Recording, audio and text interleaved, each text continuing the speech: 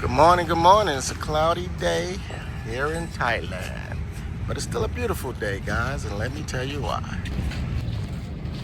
How you guys doing this morning?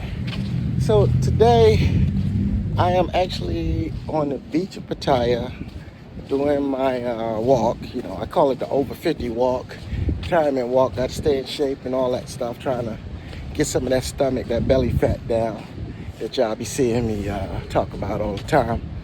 But today I want to discuss why I left the DR, guys. Why I left the DR, why I pulled out, you know, the pros and the cons of the DR. This is not bashing it or anything like that. This is just to give y'all an insight of me, because people was asking, why did I sell my house?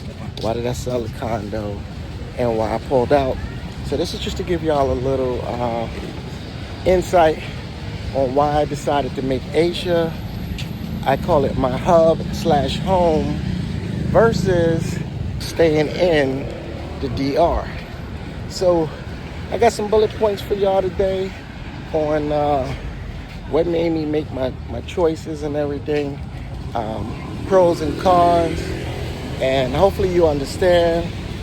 But I still promote DR. The DR is still a beautiful place to be and everything, and the people there are beautiful. It's easy for me to maneuver. I've been getting my Espanol up, you know. So I actually fit in the DR.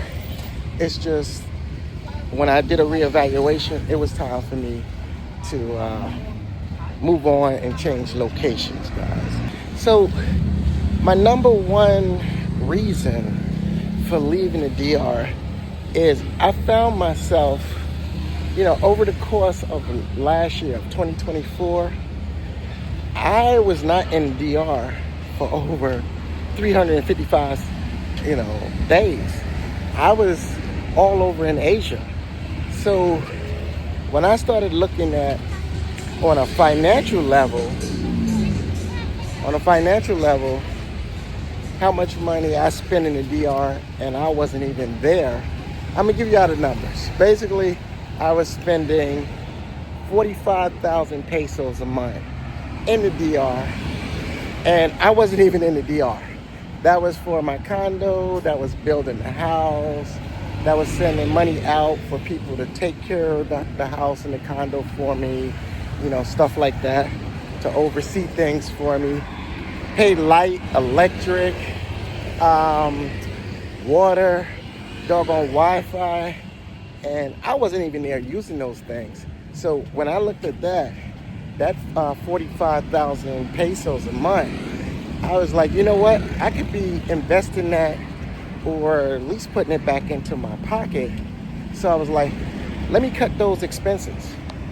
Another reason is when I looked at it, my condo and my land pretty much doubled, almost tripled from the time that I bought it back in 2021. You know, I originally bought the condo, as I was clear and transparent with you guys, for 45,000. My condo went up to 95,000, and luckily I was able to sell my condo and get the full 95 for it, right?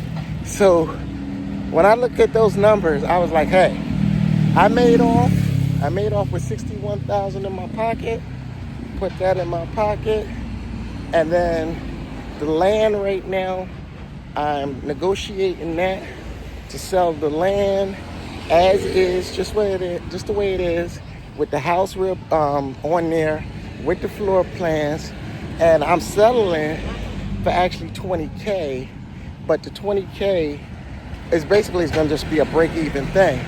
And that's going through negotiations now, which by June, that should be finished and finalized as well, guys. So when I look at the DR, you know, I look at it as DR was a good living experience for me. That's where I started my retirement at and everything. And then also, it also became a good investment, guys. So not only did I get to start off my retirement in the DR, I also got to invest and, as they say, flip my finances and make off with a pretty penny, which is pretty cool. You know, you can't deny that. And then the 45,000 pesos that I saved, or the savings, because I no longer have those bills, all of that just goes directly into my bank account, and I'm able to invest more with that. And this is the reason why I'm able to actually start building a house in the Philippines at a more rapid pace like I have. And y'all been seeing those videos come up more because everything has shifted now. So remember, guys, I told y'all, I'm retired. I got no more income coming in, you know, from jobs or anything like that. There is no getting paid every week, every 2 weeks, anything like that.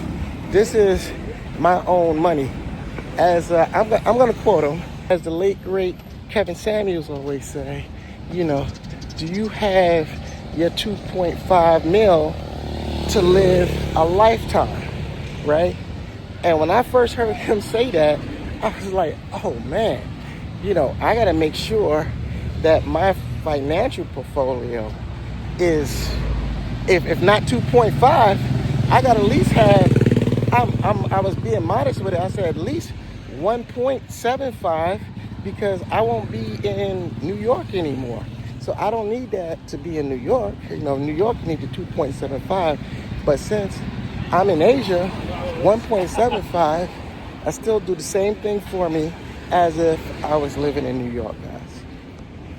And then some of the negatives that I'll get on is the last time when I went to do all my business in the DR, you know, this is the thing that I don't like when it comes to the DR, all right?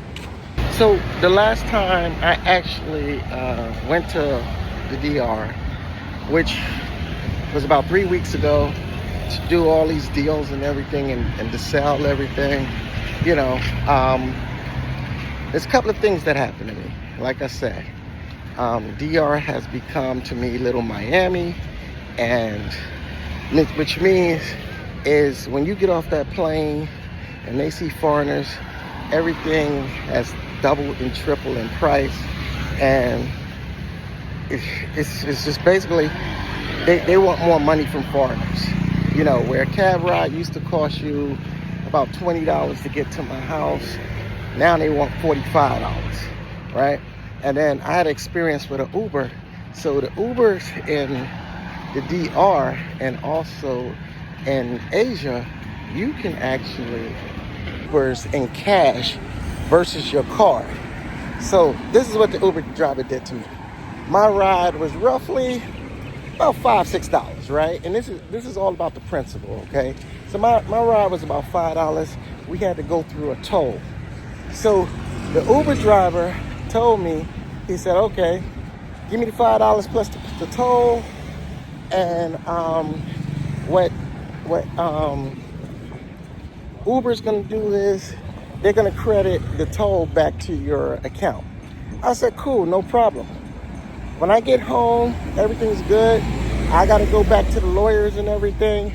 I go call me another Uber, and then Uber is telling me that I gotta pay another $5 because the driver said I didn't pay him, right? So here it is where they double dipping foreigners. And as they say, that really got my goat. Dude, I paid you your money, and then you're gonna swipe and say I didn't pay you, and now Uber, you can't even fight it. You gotta pay again.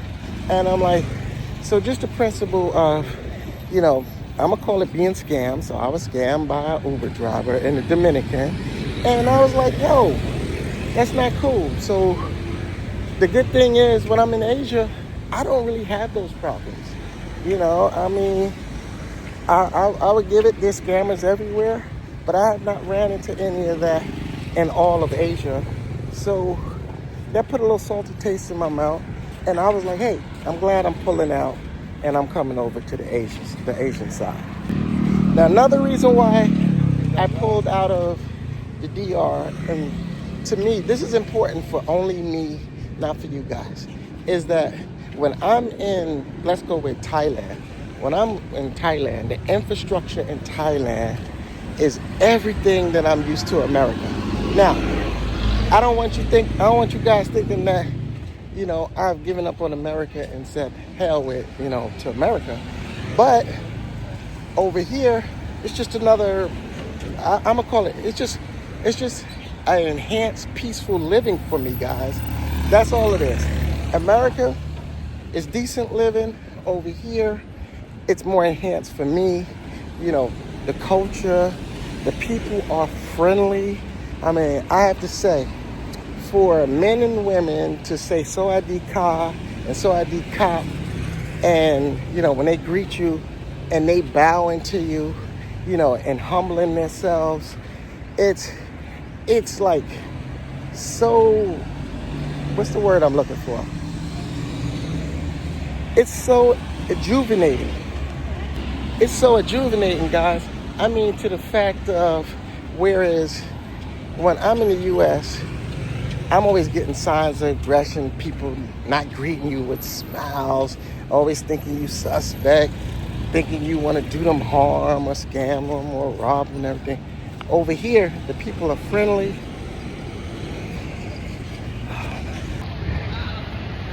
So as I was saying, guys, so with that, I have not found any acts of aggression out here. People are always friendly.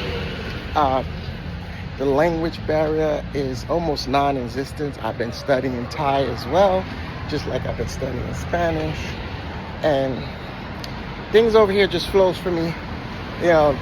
One of my biggest things for anybody that's been building over in the DR or living there can tell you is, when you go handle business such as getting your phone turned on, opening a bank account, or your lights and stuff like that, they always want you to bring a Dominican person, and they really don't want to speak to us, which, us foreigners want to talk. You gotta admit that. We want to talk. They don't want to speak to us. They want to speak to a Dominican.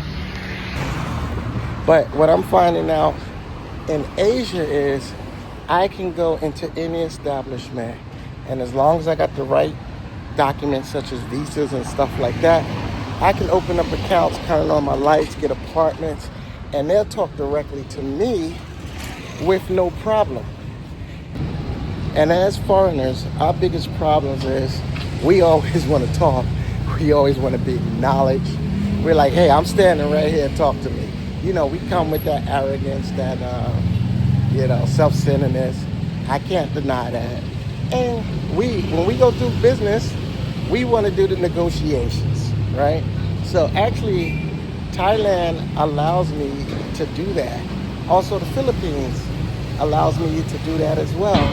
And I just feel more at home. So with those factors, the financial, taking the financial stress off of me and everything like that, I was like, I can maneuver and do more things in Asia than I actually can do if I was actually in the DR. And I like that freedom, guys. And I like that freedom, guys, where I can do everything. I mean, even now, here I am, I'm at my 2-mile mark, right? I'm doing a 4-mile walk, and I'm at the 2-mile mark, and I'm talking to y'all. I got my phone out. I haven't looked over my shoulder, somebody trying to rob me or anything like that. I'm just walking freely, and I'm comfortable. And I mean, 3 o'clock in the morning, I've seen people walking down here drunk as a skunk, with their wallet in their hand and their cell phones, and nobody mess with them. If anything, people are trying to get them home. So this is one of the reasons why I choose to leave the DR and bring my happy butt over to Asia. And like I said, make this my hub and pretty much do more things in Asia. Now, don't get me wrong. I'm not saying that I'm not going back to the Caribbean, that I won't go down there and enjoy the festivities and all that and the people down there. I'm just clearly saying that for me, it's just better for me to live in Asia because everything that I need and want to do, it's just more at my disposal here, and I'm able to get a lot done. That's all I'm saying. All right, guys. I know y'all don't believe this, but I'm at 3.71 miles. Almost finishing my 4-mile walk while I was talking to y'all and everything.